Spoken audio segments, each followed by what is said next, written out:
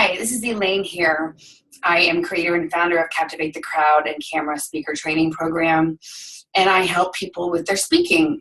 And I want to talk today really quick about your voice. I think that this is one of the most important pieces, and yet it is so overlooked. A lot of times we are concerned about how we look, our lighting, the content, but we forget about the instrument. The instrument. If you are going to speak and communicate, unless you just use visuals or sign language, which that's great too, is think about your voice for a minute. And you really need to think about protecting your voice. And I can speak personally to this. When I moved to New York City, I was running around, I was drinking a lot of coffee, never getting enough sleep.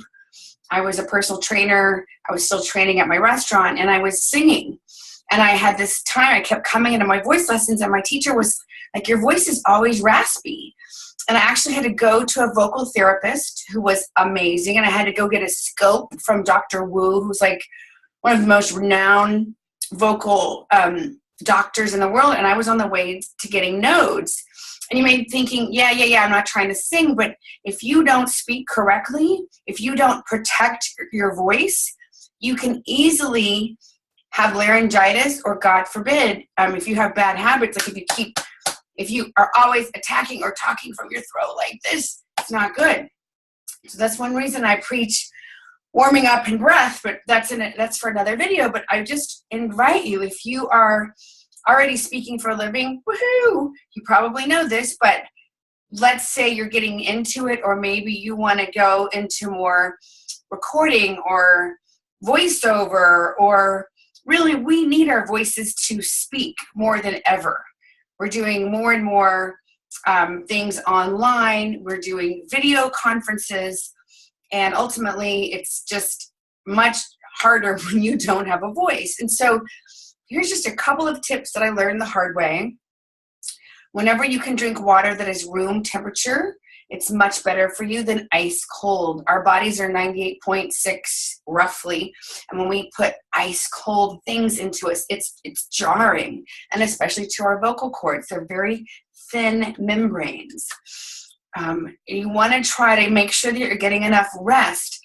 Correct speaking on the breath from your diaphragm, not from up here, from your diaphragm requires more energy. That's why opera singers are like, whoa, they have to be able to project. It is a sport.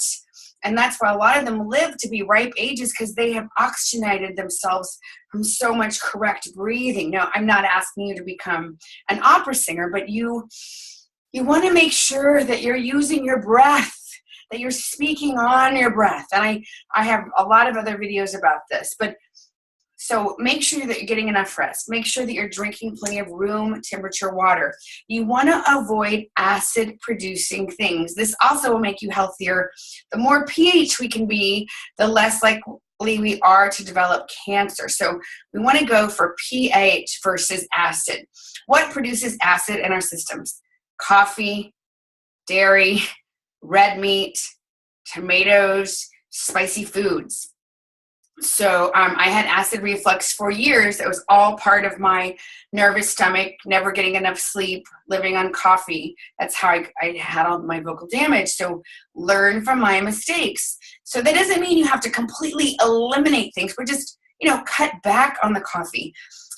Beware of chocolate, which is hard because I love chocolate, especially if I'm nervous before a gig, but I cannot have it the night before a gig because I'll wake up and I'll be all raspy. So you want to avoid spicy foods. You want to avoid marinara sauce, anything fried. So think of anything that has ever caused you heartburn or your stomach to burn. And I'm not saying you can never have that again, but just be really mindful before you're doing a big speaking gig, or before you're going on TV or doing an interview. And I'm sharing this from personal pain.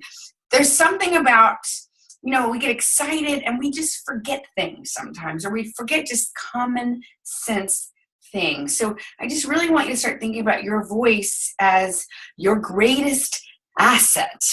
And so unless you're playing some down-and-out character or something, you want to be able to speak for hours. You want to be able to do 3 keynotes in a row, which I've done before all in one day, which was really fun and exhilarating and exhausting. You want to be able to go to a whole bunch of TV interviews and not be worried. And so when you can develop a foundation of good vocal habits, of knowing, oh, you know what, I have a really intense week coming up. I'm going to take it easy this weekend. You know what, I'm not going to have that second or third cup of coffee. I'm not going to have the second beer or wine or whatever. Like, you just want to start taking extra special care of your voice. And I think it's so easy to sort of overlook that. You know, we think about how do we look, our bodies, our hair, our positioning, our messaging, our content. It's easy to forget the voice, which is the way we get our message out. And our voices say a lot about who we are.